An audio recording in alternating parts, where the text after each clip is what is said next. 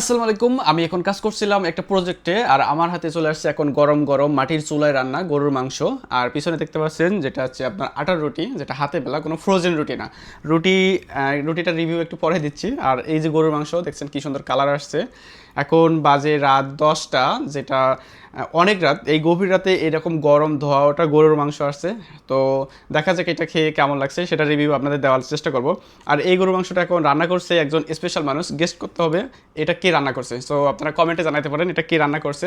তো চলেন বন্ধুরা এটা খেয়ে রিভিউ দিতে পারি, মানে কেমন হয়েছে। তো আজকের ভিডিওর রিভিউ থেকে আসলে প্রশংসা বেশি হবে। তো শুরু করা যাক। সো আমরা এখন বসে পড়লাম এটা রিভিউ দেওয়ার জন্য। তো আজকের ভিডিওটা আসলে রিভিউ থেকে প্রশংসা বেশি হবে, কারণ স্পেশাল মানুষ রান্না করছে। গোল দেখেন, গোল রুটি।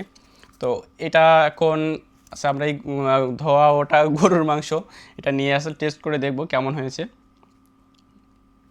তো বিসমিল্লাহ।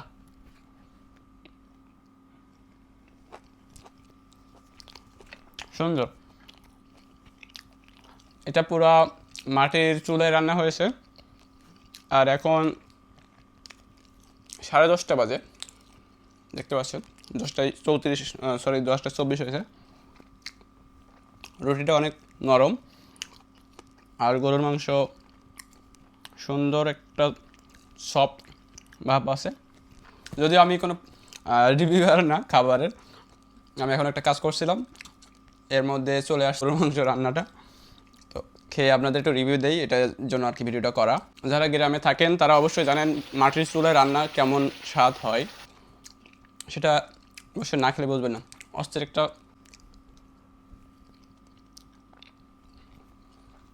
আসলে অনেক সুন্দর হয়েছে।